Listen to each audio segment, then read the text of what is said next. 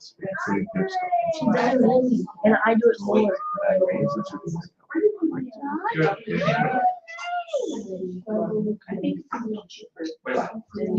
All right, good morning, everyone. So it's nice to have you all here with us. Today we're going to have our lecture, I Have Not Come to Destroy the Law, by our friend Marco. Before, as we always do, we're going to have our initial reading by our friend Danny, and our initial prayers. It's all yours.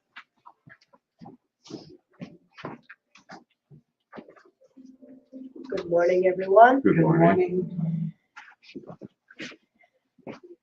Jesus said, "Do not let your heart be grieved." Teaching that calmness and a belief in God should be the watchwords of any individual desire to find happiness. There are always reasons for worry, disquieting the heart, and perturbing. Am I right, Dad? Perturbing life. Human existence is an opportunity to appreciate eternal riches and inner enlightenment. If you turn your anxieties over to God and trust Him with your life, everything will turn out all right. And if something disturbing does occur, serenity will take charge of the situation and all will be well. For this reason, do not let your heart or mind be unsettled by unfortunate occurrences.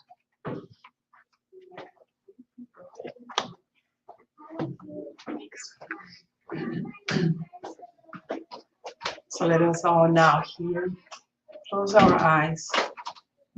Let's connect our minds and our hearts to all the spirituality around us.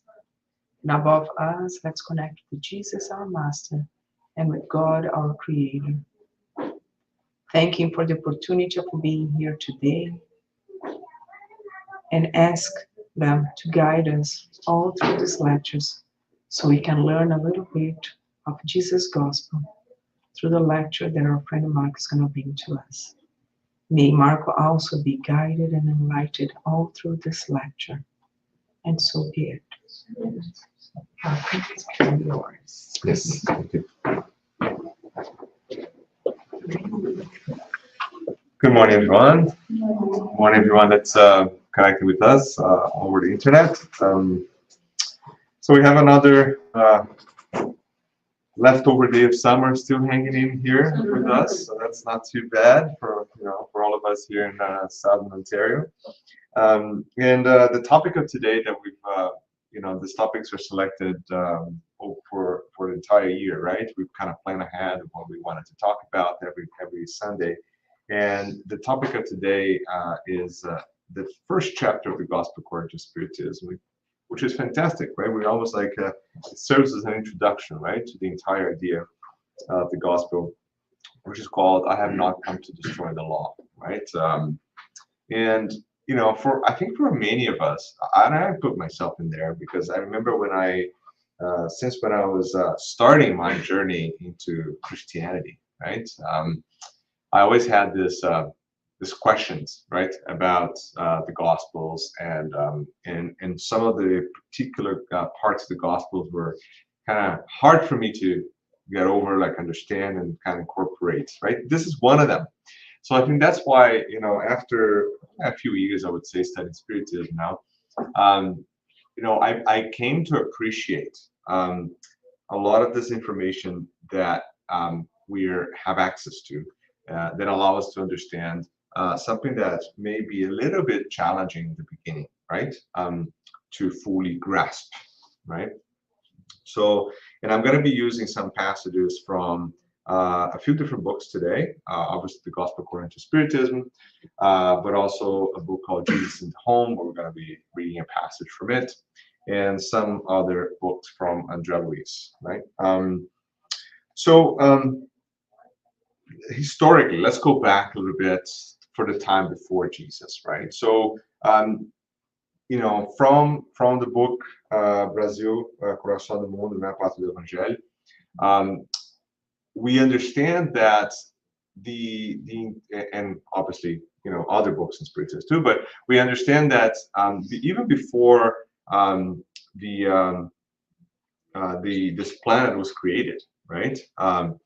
We there are several meetings that are happening, right? And to define, for example, when Jesus is going to come, how it's going to be created, like our entire planet, our galaxy, right? There's a lot of things happening in the spiritual world, right? Even before our planet is created. So when you hear Jesus incarnating here and coming and kind of give us a message, right? We're looking at a plan that's in place for millions of years, right? Even before that happened, right? So that it's important to have that timeline in place, right? So we don't think Jesus as and Kardec's going to talk about Jesus. Oh, this is a great evolved spirit that just came in and wanted to teach us about love. No, he was involved in the entire creation of our planet and kind of defining kind of who we are, how we're going to live, and how we going to get things done, and how we're going to learn. Right? This is he's been involved since the very, very beginning, right, of this our journey in this planet.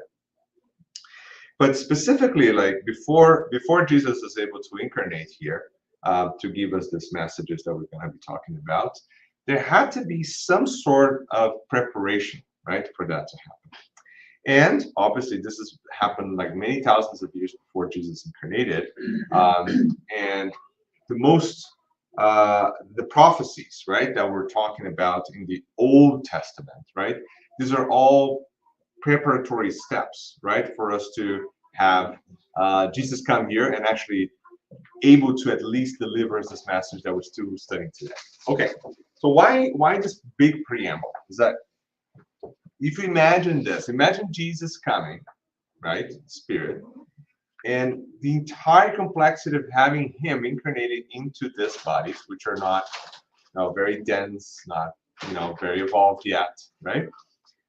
He makes all of that journey, that mission, and come to this planet. Imagine if the society was not ready for it.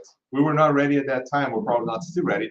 But even before that, imagine like if it was really prehistoric, right? And the capacity of Jesus to do anything, it would be very limited, right? Like even at that time, you remember Jesus was like, writing on the ground and telling stories, right, to make people understand. Like I say, oh, I get it, right? I should love one another, right? I should love my neighbor. Yeah, I get that, right? But he tells us by telling stories and kind of drawing on sand, right? Talking about animals and parties and things that people understand, right? So that's what his technique is. An incredible technique as a teacher, right? He's using the tools that are appropriate for the scenario that he's at. Like me, like imagine like I teach at the University of Toronto, right? And most of the time I use digital slides. I have histopathology slides on a screen, and I can drag and drop and do circles on them, right? Like you can imagine if I'm in a different context, right, trying to teach someone, I was like, wait a minute, I'm like, I don't know, in a place that there's no electricity, there's no screens, there's nothing fancy, right? I have trees and wind and birds and people sitting on the ground. Picture that, right? And here I am going to open up my laptop and say, wait a second, let me set up my microscope here. I'm going to do this live demo of histopathology 101, right? In this beautiful screen that can't do that. People are going to be looking at that and saying, wow, what is that, right? The message is totally lost, right? Whatever I'm trying to teach, it really doesn't work, right? It doesn't connect, right? There's zero gaining of that information, right? So Jesus used this, which is a technique that we use in teaching like every day, right? Which is again, use whatever tools and abilities that are appropriate, right, for the environment. The same way I don't teach my undergrads, the same way I teach my residents, right? It makes no sense, right? If I try to do that, no undergrads will ever graduate in the history of the universe, right? Because if I had the same expectations and teaching tools, right, it wouldn't work, right? So when he comes, we already have all these people that came before. Many of them super well evolved spirits that came and were, preparing the ground, right, for him to come. Right?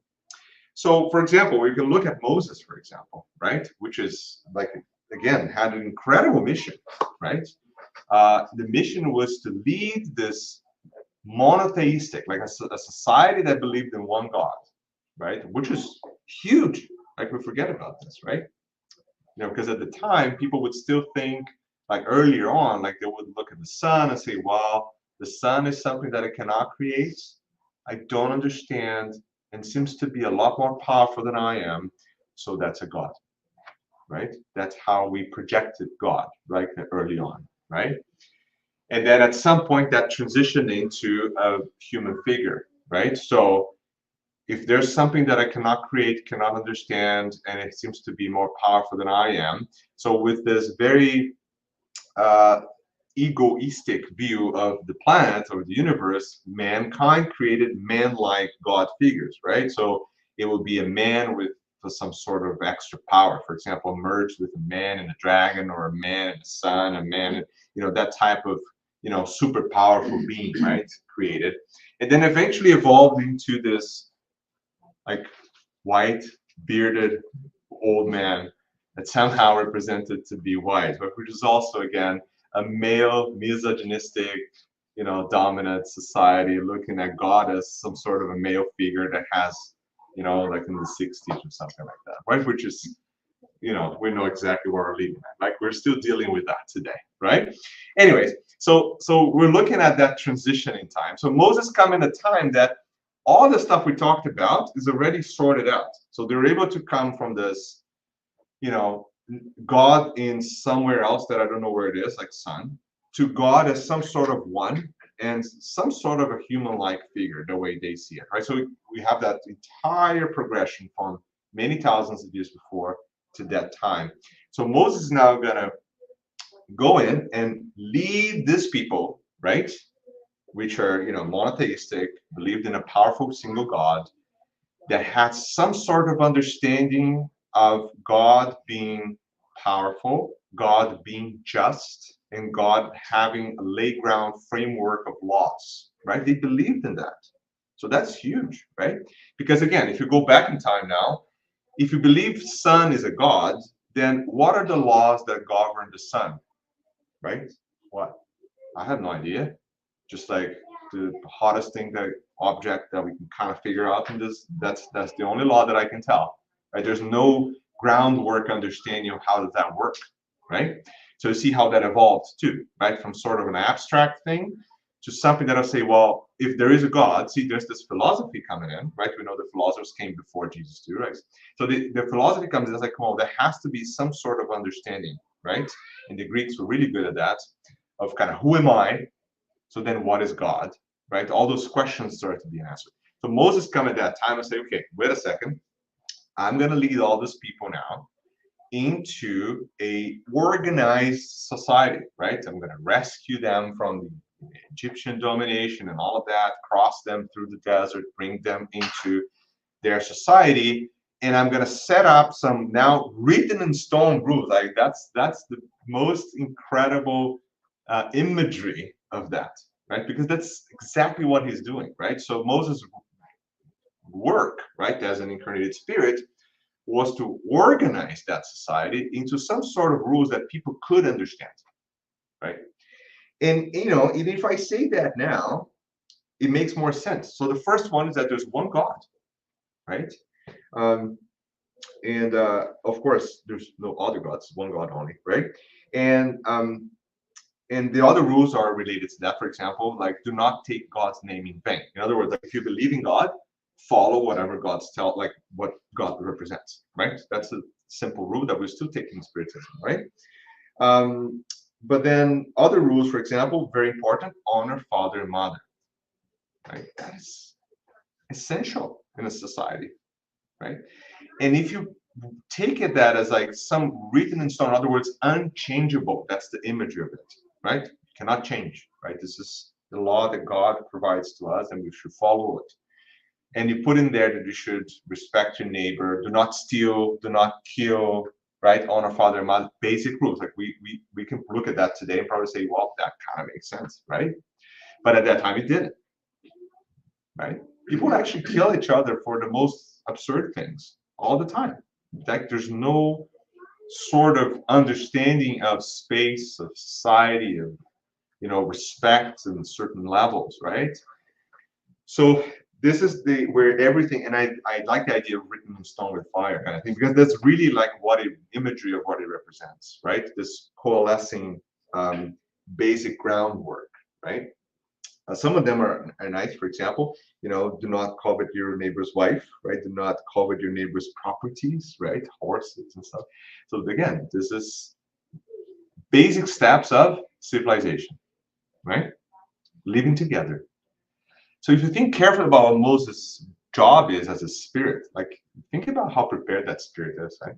To lead this entire revolution, I would say, right? To bring people together, to live together, not kill each other all the time, right? Believe in some sort of a one God that governs and created the universe, right? And at the same time, respect each other, which is something that we're still struggling, right? Think about it, right? So, maybe we should actually follow, maybe the 10 Commandments are still for us, like, exactly how they're written, right? Because we're still struggling with a ton of the stuff that the 10 Commandments are really clear about, right? To not have false testimony, right? In other words, to not say bad things about other people. Ouch. Maybe I should Read it again. read it again. Put an Instagram, like everyone has Instagram, And again. TikTok, do a TikTok video of like 10 commandments, like first, but it's true, right? Maybe we should do, once we get the first right, we move to the next. Yeah, it's like, follow the list, right? Follow them. Yeah, exactly. We can do one of those coaches, right? I was thinking about coach and, right?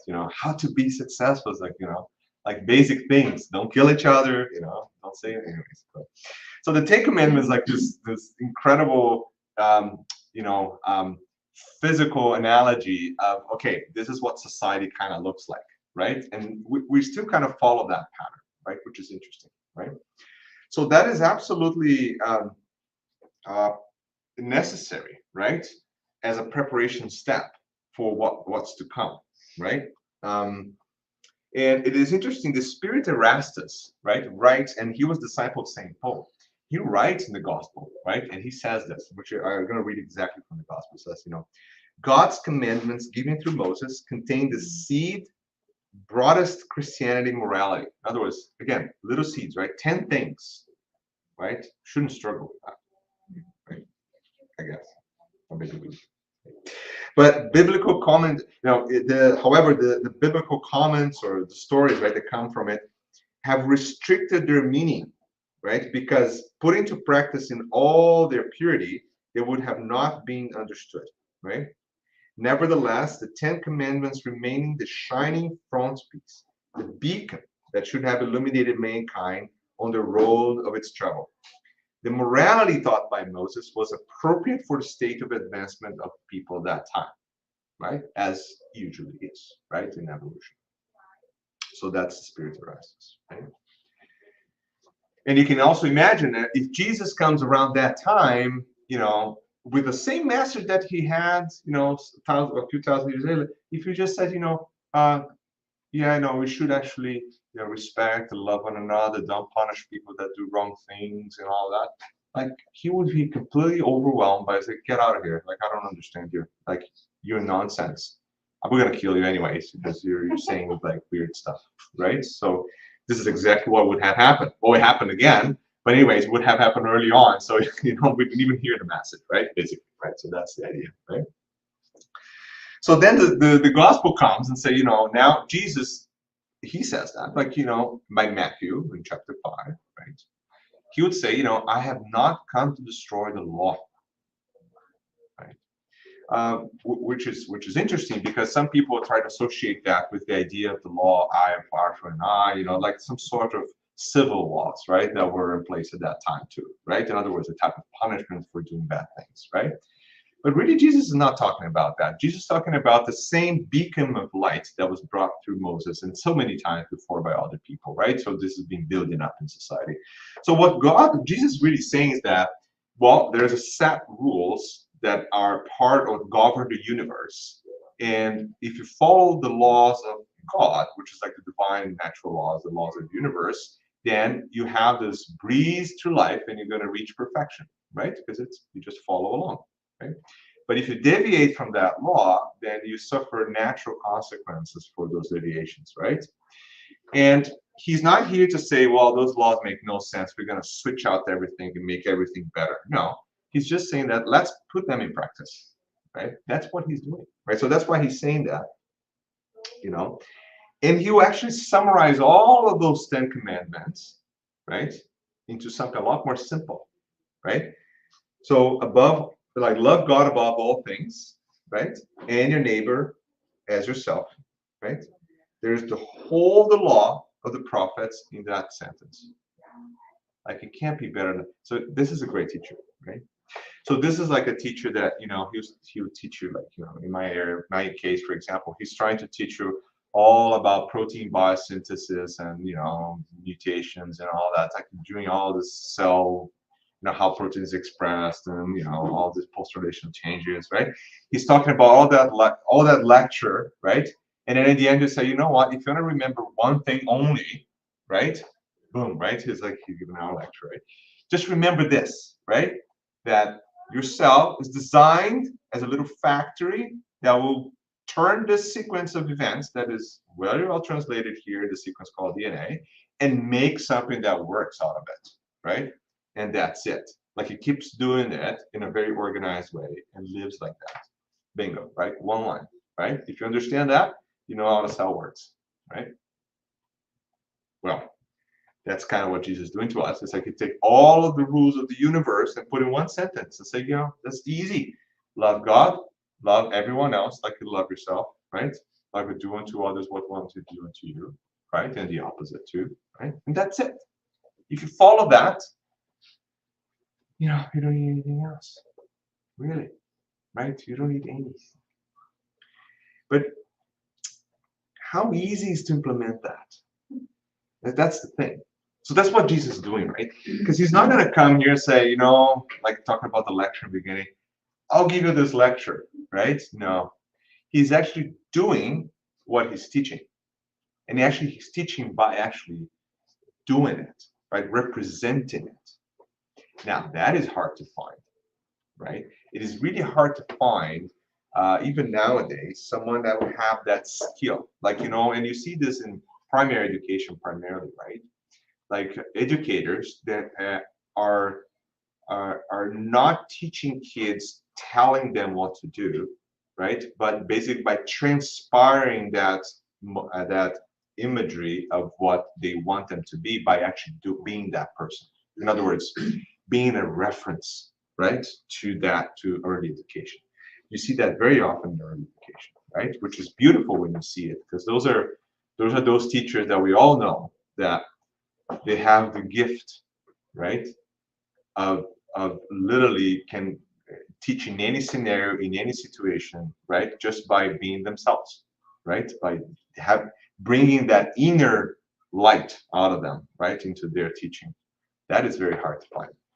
So Jesus is like that, but for all the laws of the universe. That's kind of funny. So he can actually be the concepts of laws of God, because they're all internalized. He's evolved enough, right, that he doesn't think about it anymore. He's not going to give a lecture about, oh, we got to do this, check mark, do check mark. No, he'll say, no, just follow me, right? See, right?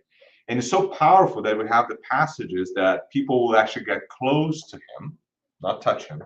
Touching, sure, they'll feel more, but just getting close to him, you can actually feel that. There's so many passages that describe that, right? This is really, really powerful, right?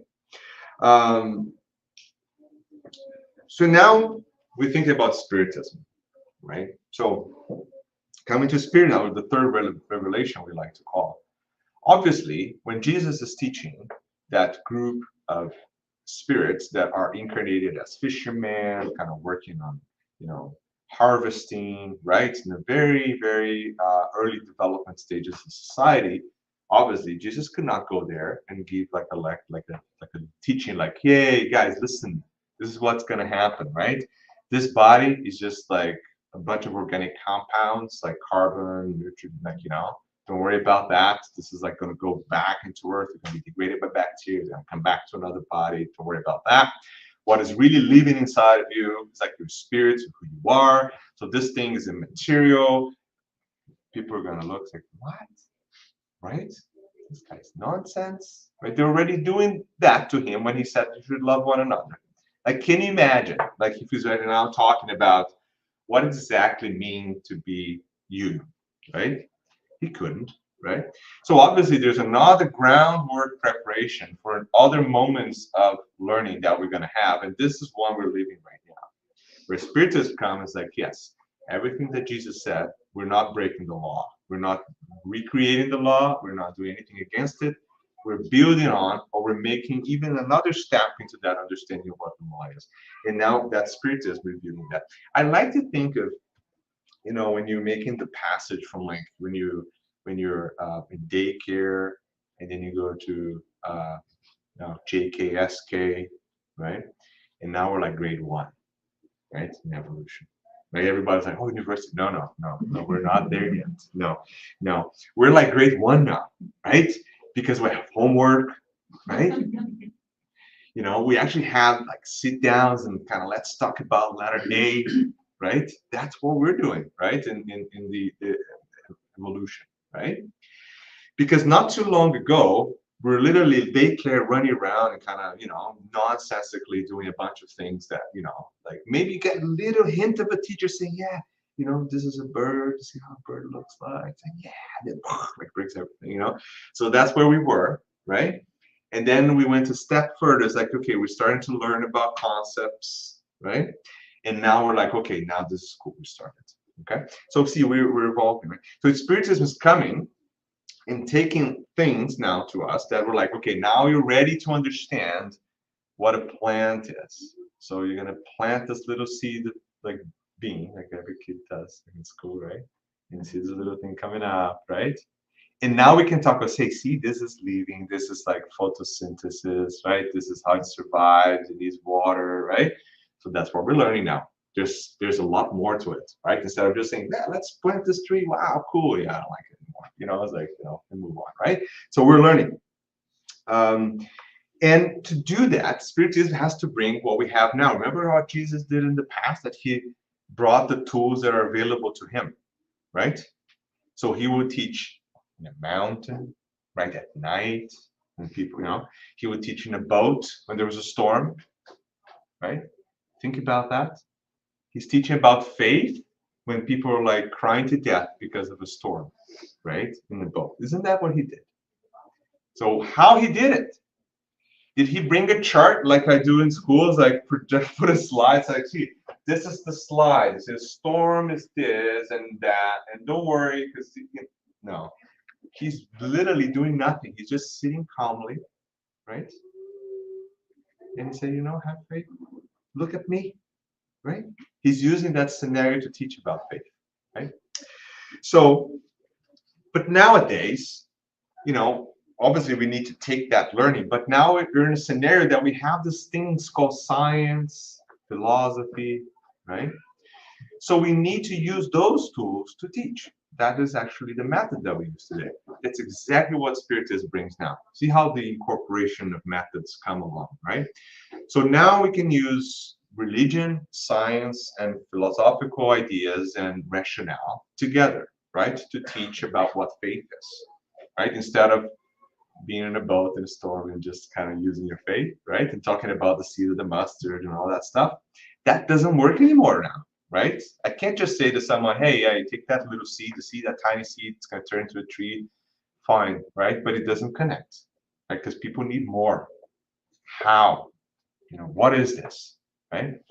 So that's now what Spiritism brings. And that brings it through a different method, which is what Kardec brought to us, which uses like method, use the scientific method to approach questions, right? So much so that obviously Kardec is going to say, unshakable faith is that which stands face to face with reason in all epochs of humankind at any time. In other words, true faith is the one that it doesn't matter where you are, what happens, if there's experiments done or science or reason, anything, you can challenge that faith with any of those concepts, and you're still going to have your faith built on those concepts. In other words, you have to have that true faith that requires a true understanding, right, of everything, right? The idea of dogmas disappearing, the idea of the unknown being revealed. So that's why it's the third revelation, right? Which is funny that, you know, through Spiritism, through many years, I came to understand a little bit of kind of all the stuff I've done in the past, not in the past of this life. I've done certain stuff in the other lives too, that I'm sure that contributed to where I am right now. I don't need to go through that, but let's say that I have a few experiences that I've learned that in this particular time that we are right now. One of the things that was stressed out to me was the idea of getting rid of dogmas. And why do I know that? Well, because one is that I'm a scientist, and I really don't like the idea of not knowing something, or someone tells me that something's done that way because it has to be done that way, right? So that is an interesting thing. That's how I was created. I was probably the most annoying kid in the universe. I have to say, Mama, thank you. You're listening to me there. Because I was that kid that would say, I still am correct. I was just saying, like, why are you saying you were? Yeah, it's like she's not looking at me. But I was definitely that kid that was always like, why do we do this? Like, and it's like, oh, because, well, why? But how is it done? Like, why don't we do it that way? Right? So always, constantly, right? And I pray to my parents like every single, like, no, because I have 3 kids.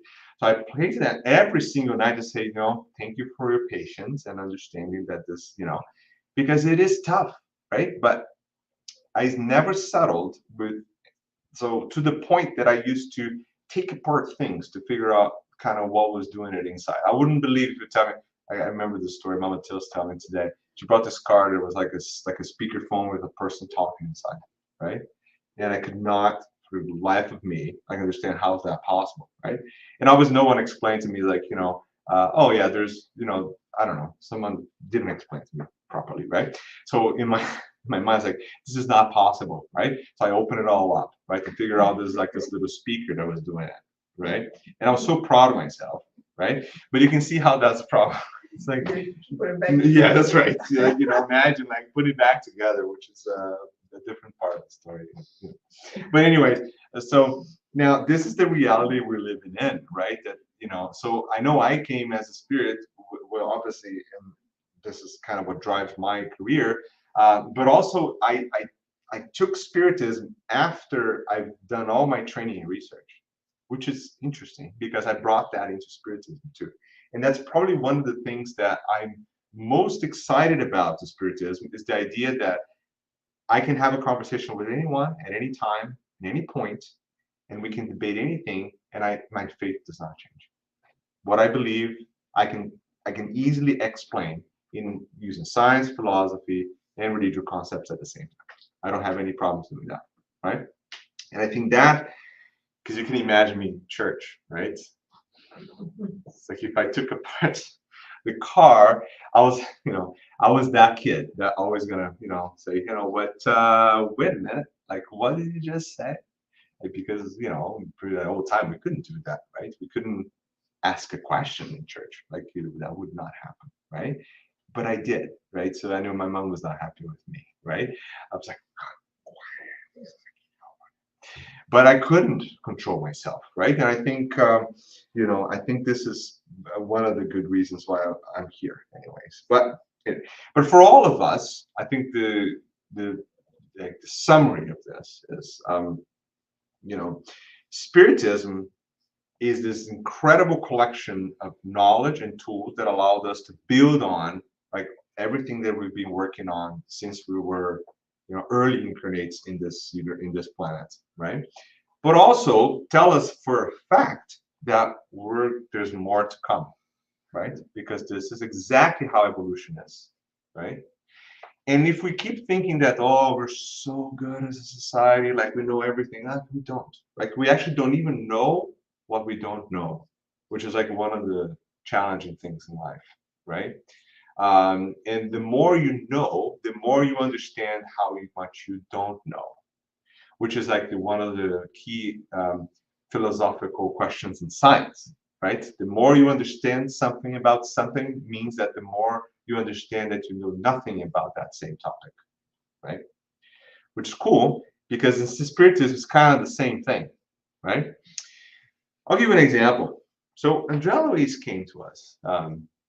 Obviously, we're building up, right? So now Kardec comes and talks about, and right here, Medium's book, right? So he brings the Medium's book, which is an incredible collection of knowledge coming directly from spirits, organized, resourced, tested, you know, and put together in a book that we can actually follow by topic, right? Which is great, right? And he talks about like something like super simple, for example, which is the ability of paraspiritual bodies, right, us as a spirit, to actually interact with matter. In other words, like, yes, the spirits have the ability through the help of a medium, right, to move things, to make things appear and show up, and lights and this and sensations. Yeah, that is a normal physical phenomenon, right, that happens in mediumship, right? And we get really excited about it. It's like, you know, yeah, now I can understand, I can explain everything, right, in the universe, right, because I know that spirits can interact with matter, right? But then you start to think about it, and if you understand it carefully now, you see if different levels like of matter and spirit and the interchangeable body and the being can actually interact with each other. Can you imagine how many different worlds and existences and levels of interactions exist in the universe? So basically, we know nothing, right? All we know is about our own experience, right, in this body, right? Knowing that a spirit, yeah, can make a flower appear right here in the right scenario. Sure. Is that exciting? Not really. It's just physics, right? So the more you know about it, the more you start to realize that physical phenomena is like, yeah, it's just part of existence, you know? It's just one more thing, right? And there's another one coming, right? That I don't know yet, right? So that's the learning, right, of the spiritism now. So Allan Kardec writes in introduction, writes this. So spiritism is simultaneously, right, a philosophy and a pseudoscientific study.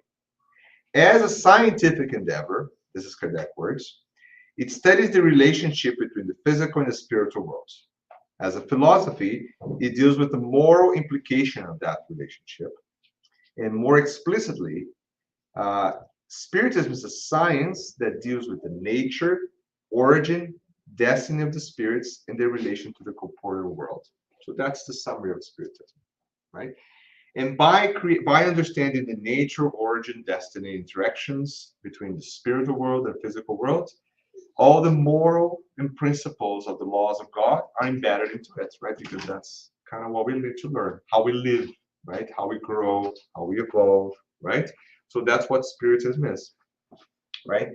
Because, you know, religion, right? Or it's like a reconnect, right? Religare, right? So connect two things, right?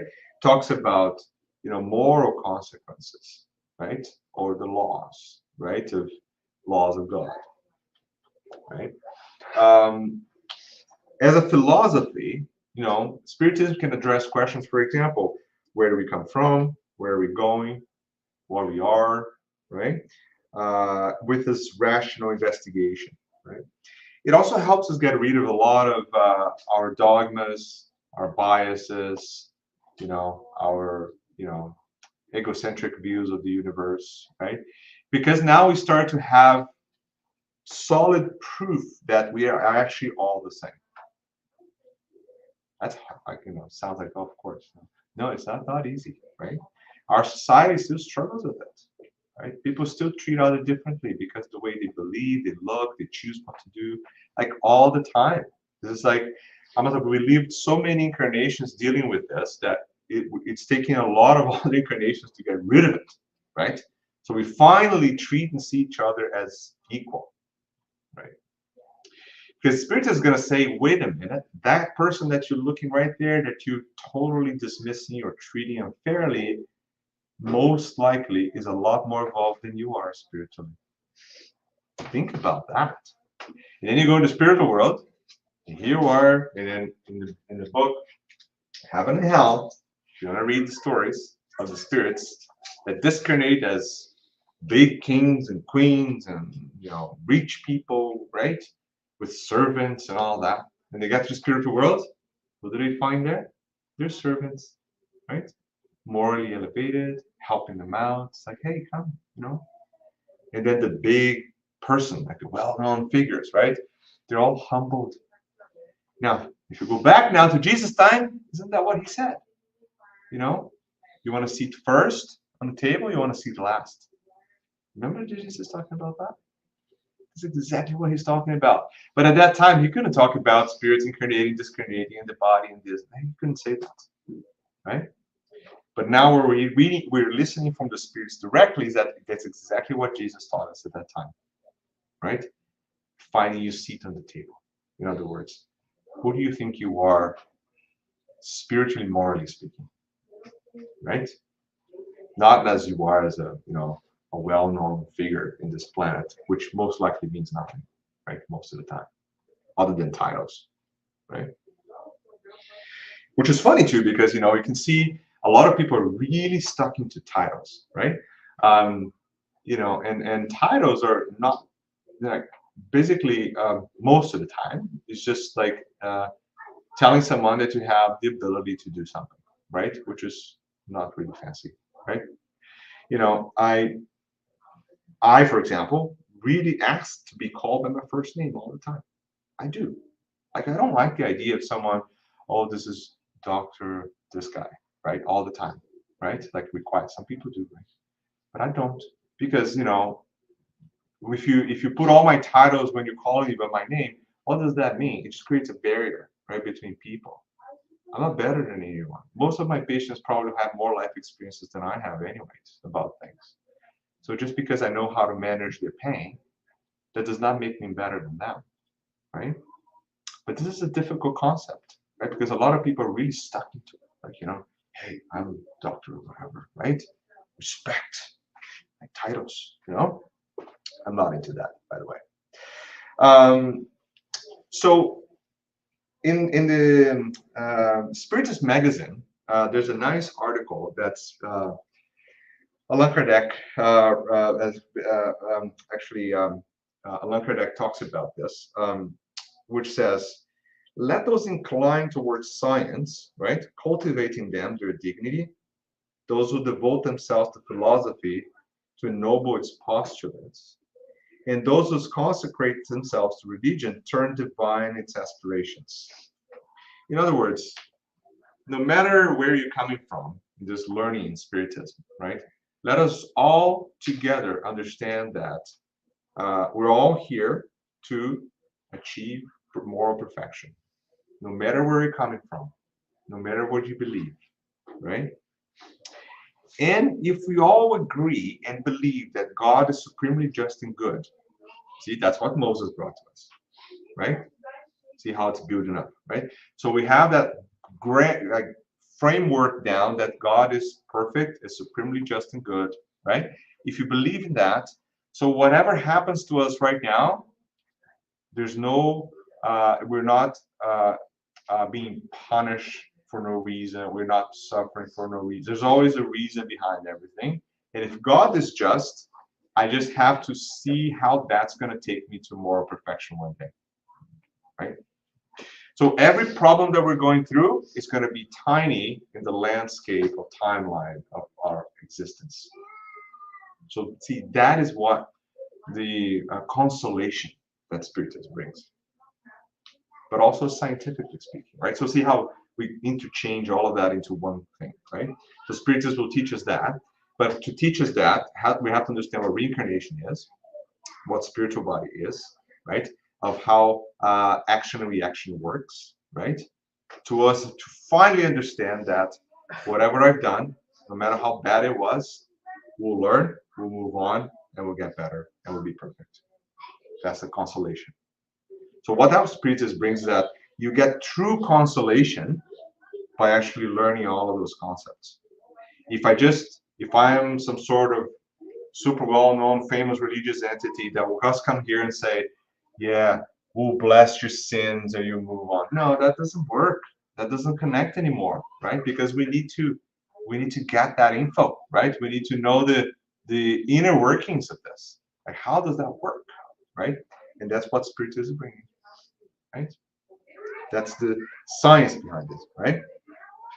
And then Allan Kardec continues, above all, it is necessary that the basis of Spiritism remain in everyone and everything, so we do not lose the balance with the base over which organization is raised. In other words, he's saying one more time that we're basically, this, all we're talking about is just the base, it's just the foundation that we'll continue to build on, right? And we'll continue to build on. And we'll discarnate, all of us will, right? It's not sad, it happens, right? So we'll all discarnate and we all reincarnate, and again, and one day we're going to be meeting again in another meeting somewhere, same way, and probably I'm not going to be here, I don't know. But one of us will be here talking about this in a very different level now, that I don't even know what it is. And I can't talk about it, and we shouldn't even think about it, because it really doesn't matter, right? So just to finalize now, so in the book Jesus in the Home, there's a passage called The Wise Minister. And I think, you know, it's a really, so it's by Neo Lucio, right? The book, Chico Xavier writing. And he provides some like practical stories, right, to teach a concept, right? And I really like that, right? And this is very important because of the political scenario we're living in, right? Which I don't know if you guys are following, but it's kind of tense. I don't know. Anywhere, including Canada, right? So like everywhere, and that does not happen. There's no, like, there's a reason behind all this, right? We may not understand it now, but we will soon, right? All this tribulations and stresses that happen politically in the world, they've happened. This is not the first time we've been through this.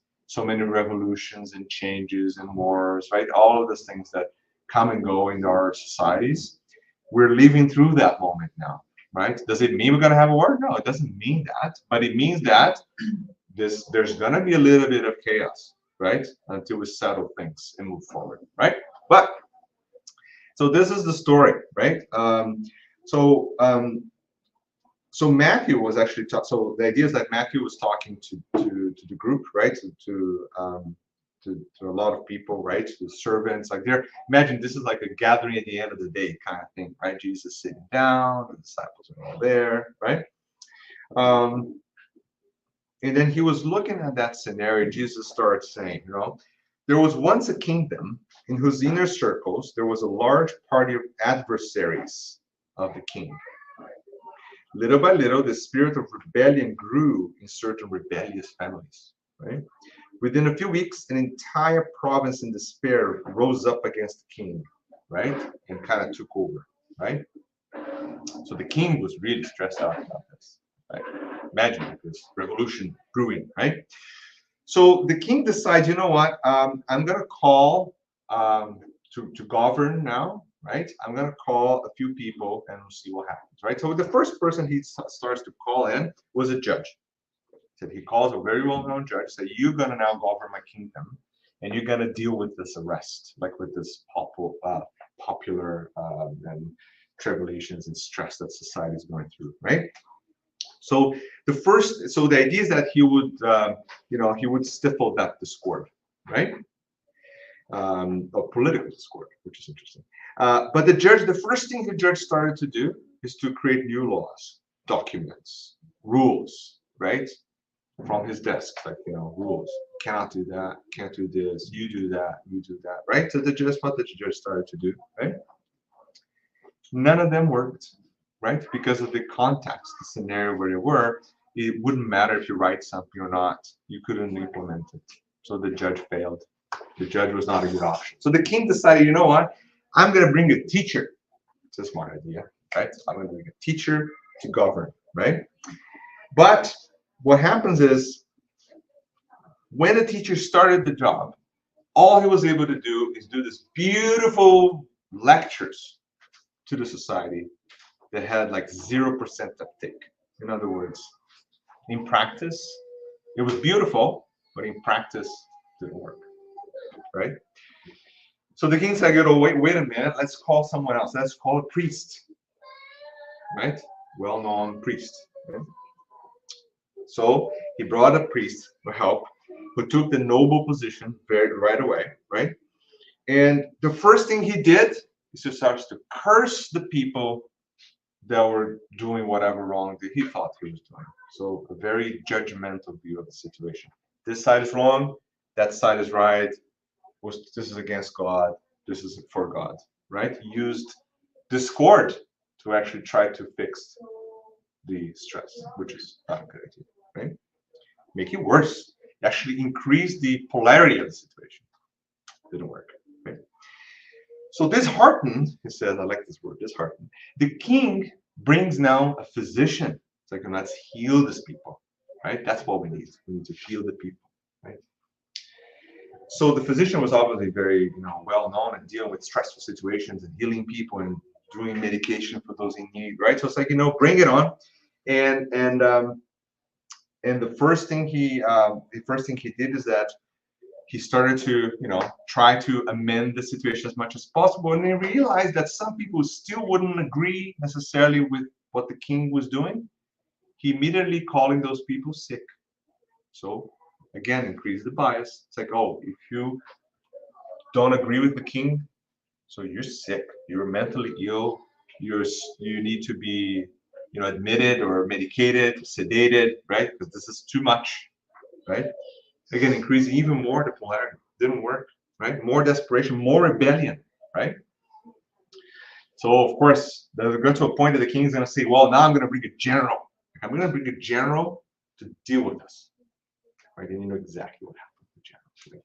So drastic measures like rules, this and that, and it's like, can't go out at night, can't do this, can't gather, like all those rules that we all know, we still happen today, right?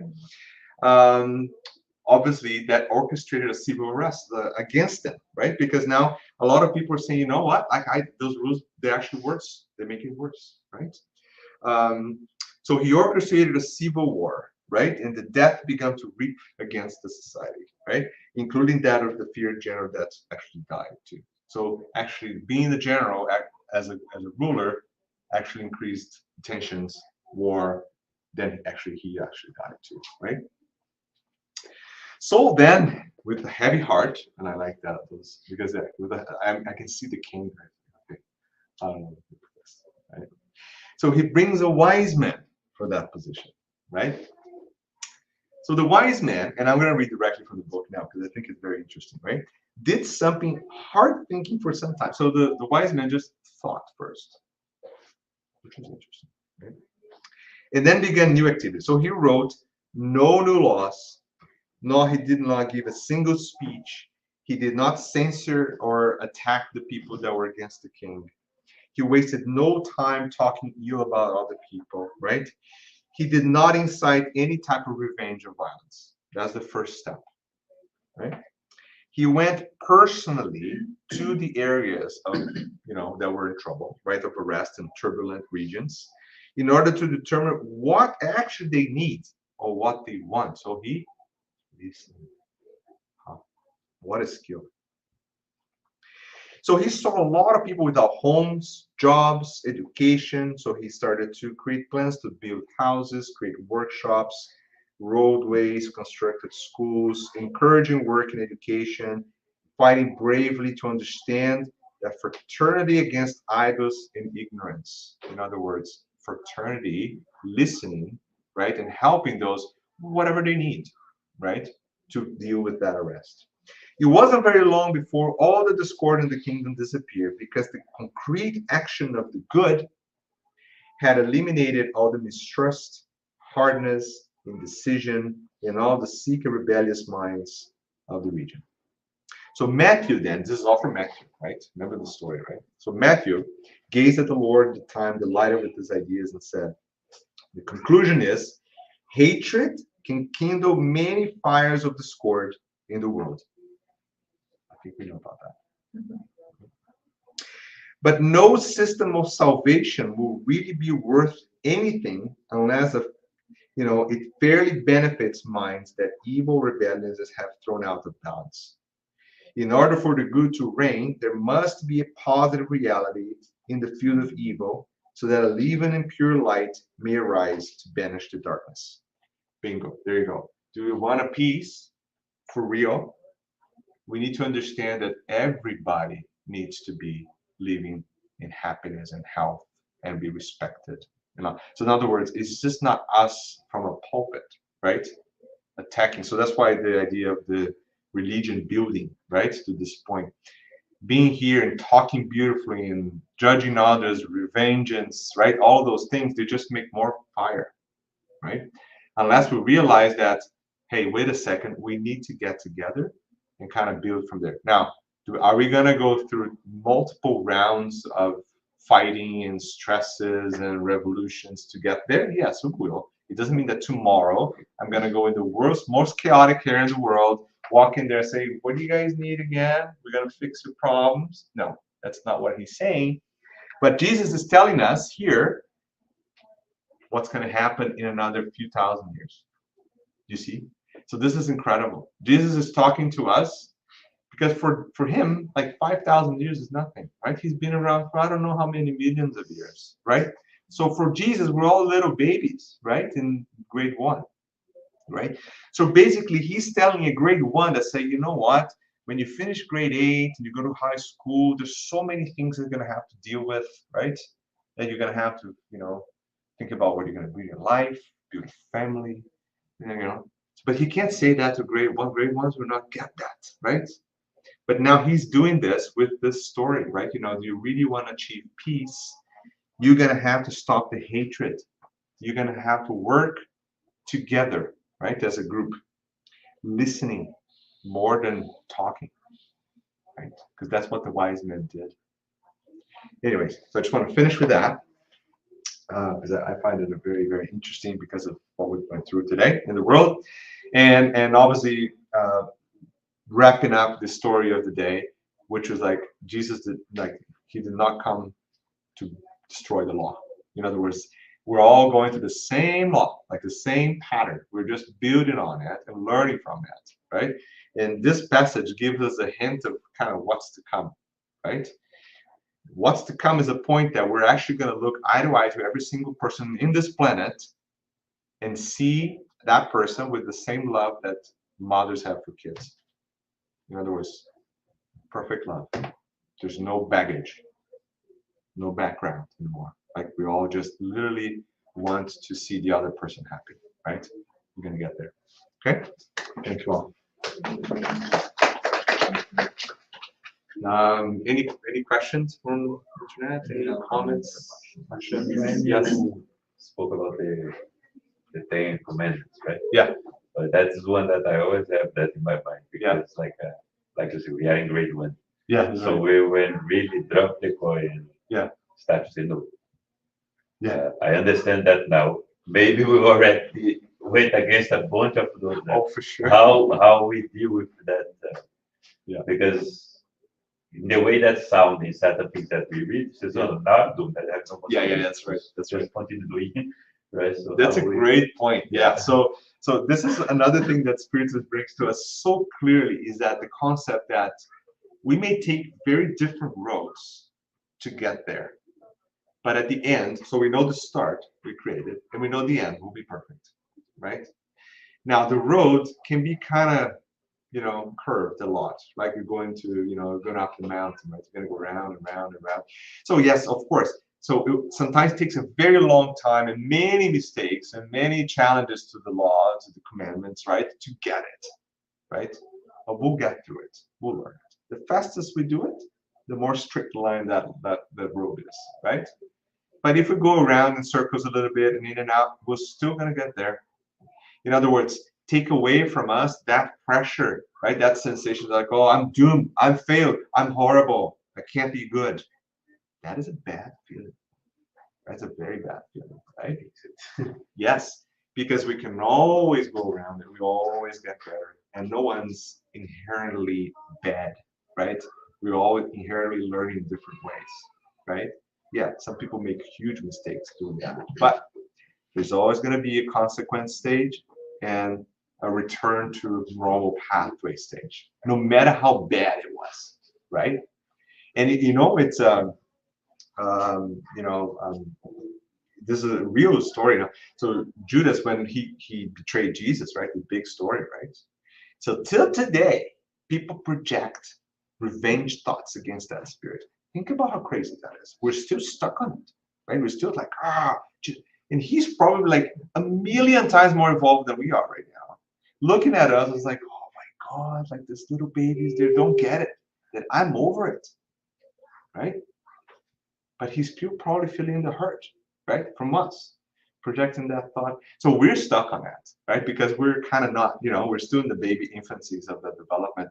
But no matter how kind of horrible it looks like from us in our eyes, that spirit will go its ways and will eventually get to perfection. In other words, what happens is Spiritism allows us to maybe give us enough information to kind of, get rid of some of that side path that we created, right? And kind of move forward faster, right? That's the consolation, right?